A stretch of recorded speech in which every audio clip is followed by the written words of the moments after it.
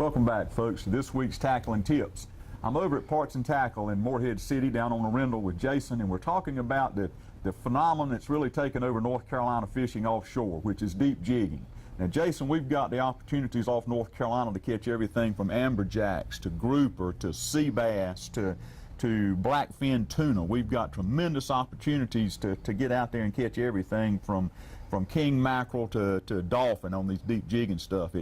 It's a hands-on experience. It's very neat. It's very cool. You don't have to go out and do a lot of trolling. You can go out and use your bottom numbers, and folks are absolutely amazed at the amount of fish that they can jig up.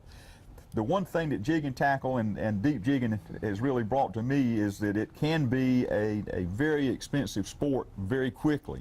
But what Parts and Tackle does, and what you guys do not only here in Morehead City but throughout the state and throughout the world, is provide a top quality product, both on your jigs, both on your reels, your rods, and everything like that, to get out that way. So if folks want to, they can come in, and basically when they walk out your door, they're ready to head out to the big rock and do some jigging. They can jump right on the boat and go. Fantastic. We'll start out with some of your rods and your setups. Some of your setups in here that, say, somebody would use for an amberjack or a grouper or sea bass or dolphin if they're going to be deep jigging out there. What size outfit do they need? What type of line do they need to put on there? Your top shot and your knots and everything, so that they'll know what to do when they get out of here. Okay. Firstly, what you want to do is you want to gauge what kind of rods you need. All right. We have rods varying in lengths of 5.5 feet to 6 to 6.5 feet. It all depends on the personal comfort level of what you're comfortable using. I prefer like 6 foot, medium action, 170 grams to 400 grams. We do our measurements as far as weight go with the weight of the jig. That gives you a number to shoot for that will work, that will get the jig to do what it's supposed to do. Stuff like this is our new jigging rod. It's a 2-piece system. It breaks down because you can store it. Jigging is a very physical type of fishing. Very active. It's not like you just put the bait out and ride around. This requires shoulder strength, arm strength, and then you have to keep doing this all the time to get the jig to work right. And a really good reel is going to have an ergonomic type of grip like this. It really, because you're spending a lot of time, not only when you're fighting a fish, but you're spending a lot of time really winding that thing to give this jig the action that it deserves. Yes, sir. It always is nice to have a nice big comfortable handle so you can provide you with a lot of torque. You're fighting a fish on a vertical plane, not a horizontal plane like most other fishing. The battle will be won and lost within the first 5 seconds. If the fish takes it and goes back down, that's when you have to have that big handle to apply that torque all of a sudden to get him turned back around. The typical setup then is going to be obviously braid, some type of polypro, some type of braid. Then you come in with a top shot of usually Genkai or some type of monofilament on the top. And then how would they set this up to head offshore to catch a fish? First of all, I would fill the whole reel up with braid right off the bat. That gives you the most distance as far as being able to jig or fish in any depth of water that you want. Initially, you're going to need to do a bottom or a backing of monofilament because braid does not stretch. Right. You can cinch it around a spool and it'll just spin right around the knot.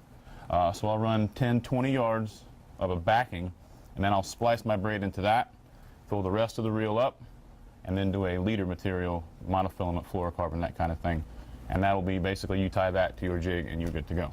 Right. Very few snaps or any type of swivels on this fishery. I mean, because they can fail. They're mechanical. They're metal. They can fail.